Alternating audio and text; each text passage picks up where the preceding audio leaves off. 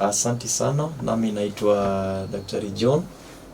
Nafanya kazi kule katika hospitali kuu ya Medford, hospitali kuu ya kibinafsi katika mji wa Kisii. Na siku ya leo, kama jinsi ambavyo mwenzangu Masi amezungumza akisema kwamba siku hii ni siku ya figo duniani, tunajaribu kusherehekea na kuwaenzi wale ambao wana changamoto za figo. Wasihisi kwamba wako peke yao. Tunataka kusimama pamoja na wao, kuwatia moyo, kuwashika mkono. Msihisi kwamba mko peke yenu.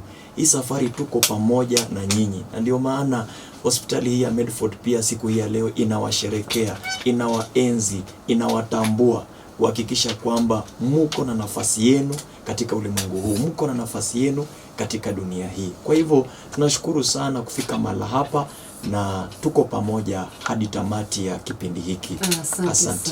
Thank you so much. Unapata kwamba leo ni siku ya figo duniani mzima. Na ulimwengu mzima unaenzi siku hii. Ulimwengu mzima unasherehekea siku hii. Jinsi ambavyo umeuliza kwa nini siku hii ikakuwa namna hii. Nataka msikilizaji wetu afahamu kwamba kila Alhamisi ya pili ya mwezi wa 3 wa kila mwaka siku ya figo duniani inaweza kusherehekewa. Kwa hivyo hii ni kitu ambayo iko katika kalenda ya dunia nzima. Unapata tu watasema ni Alhamisi ya pili ya mwezi wa 3 wa mwaka fulani, basi siku hiyo ni siku ambayo inasherehekea siku ya figo duniani nzima. Na kwa nini tusherehekee siku hii ya figo duniani nzima? Ni kwa sababu ya kwanza ni kwamba tunaenzi hawa wagonjwa wetu ambao wako na changamoto za figo. Mara mingi unapata kwamba wakati mtu ana shida fulani, utapata mtu anakimbia mwenzake, lakini unapata kwamba dunia imeenzi hawa wagonjwa wetu ambao wana changamoto ya figo. Kwa hivyo ni kutambua, cha kwanza ni kutambua kuwepo kwa wagonjwa wa figo hapa duniani. Katika lugha ya Kimombo tunasema tunazuia kitu kinaitwa stigmatization. Yaani kuchukuliwa kama dharau. Haupatikani popote, hujawekwa kwa kurasa lolote lile, hujawekwa katika page fulani ile. Lakini sababu ya kwanza ni kutambua kuwepo kwa wagonjwa wa figo ambao wana changamoto za figo duniani nzima. Kitu cha pili ni kuwaelimisha kuhusu hii figo. Na tunapowaelimisha ni mambo gani tunazungumza? Tunaweza kujua kuhusu kazi za figo katika mwili wa binadamu. Tunaweza kujua katika kukuelimisha sababu ya kushindwa kwa figo. Unapata figo zimeshindwa kufanya kazi. Wewe wajua ni sababu zipi ambazo zinasababisha figo kufanya nini? Kushindwa kufanya kazi. Sababu ya elimu ambayo tunapeana ya 3 ni njia za kuzuia, ama katika lugha ya Kimombo tunaitwa preventive measures, ambazo tunaweka kuhakikisha kwamba tunakuelimisha uweze kujua ni nini ambayo unapaswa kufanya.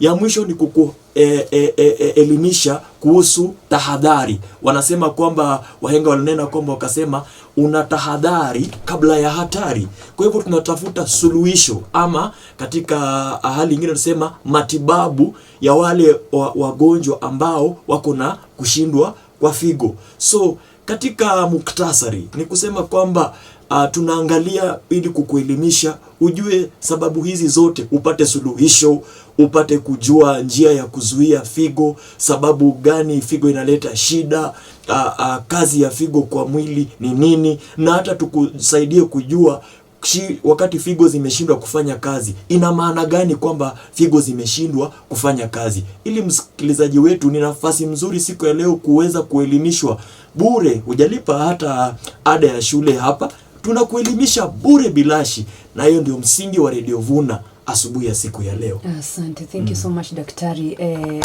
Ile ambayo unapata research ambayo imefanywa katika ulimwengu ama katika dunia, unapata kwamba asilimia ya wagonjwa karibu asilimia 35 hadi asilimia 45 unapata wamekaa ama wako na ugonjwa huu wa kushindwa kwa figo. Na unapata kwamba ni jambo ambalo liko katika dunia nzima.